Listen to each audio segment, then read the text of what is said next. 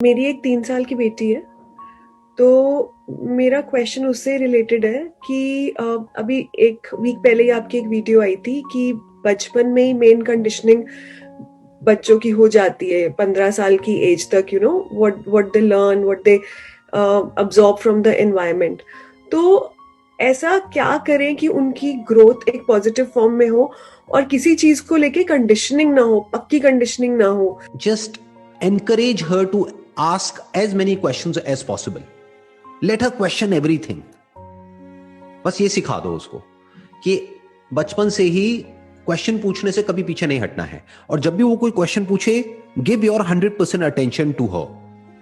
Show genuine interest in her question, चाहे वो आपको मीनिंगफुल लगे या मीनिंगलेस लगे, चाहे इंटेलिजेंट क्वेश्चन लगे या फूलिश लगे, क्योंकि ये तो हमारा अपना पर्सपेक्टिव है जो हम बोलते हैं इंटेलिजेंट है, फूलिश है, जबकि बच्चों के क्वेश्चन एक्चुअल में इंटेलिजेंट होते हैं क्योंकि वो कुछ भी पूछ लेते हैं. हमारे तो प्री कंसीव नोशंस होते हैं, जैसे ही कोई कुछ पूछता है एकदम से वहां से आंसर निकल करके आ जाता है, बट बच्चे किसी भी चीज को क्वेश्चन कर सकते हैं. So let her question anything and everything, जो भी उसके माइंड में आता है, और कभी भी उसके क्वेश्चन से भागना नहीं है. यानी कुछ भी पूछती है, अभी तो बहुत छोटी है आपकी जो डॉटर है, she is just 3 years old, but जैसे जैसे वो बड़ी होगी वो सब कुछ पूछेगी आपसे, एक एक चीज पूछेगी. तो जब भी वो पूछे तो आराम से बैठ करके एक एक चीज का जवाब दो, चाहे वो क्वेश्चन कितना भी अनकंफर्टेबल क्यों ना हो.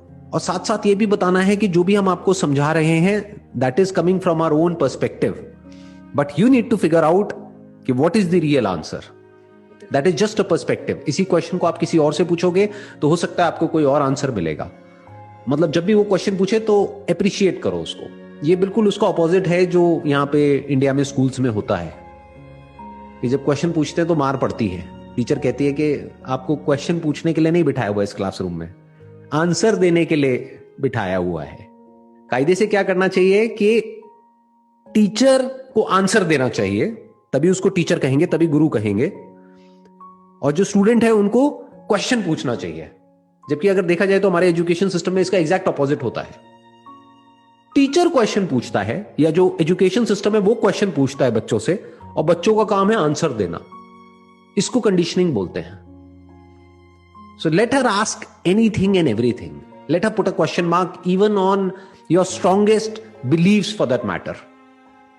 जो भी आप कर रहे हो, मान लो घर में एक पूजा कर रहे हो, कोई दिवाली के टाइम पे या ऐसे करके कुछ भी, तो वो पूछेगी ये क्यों कर रहे हो, वो क्यों कर रहे हो. अगर आंसर नहीं है तो आंसर ढूंढो और उसको बताओ, और नहीं है तो हम्बली एक्सेप्ट करो कि बेटा मेरे को नहीं पता है, बट मैं पूरी कोशिश करूंगी तुम्हारे इस क्वेश्चन का आंसर देने के लिए.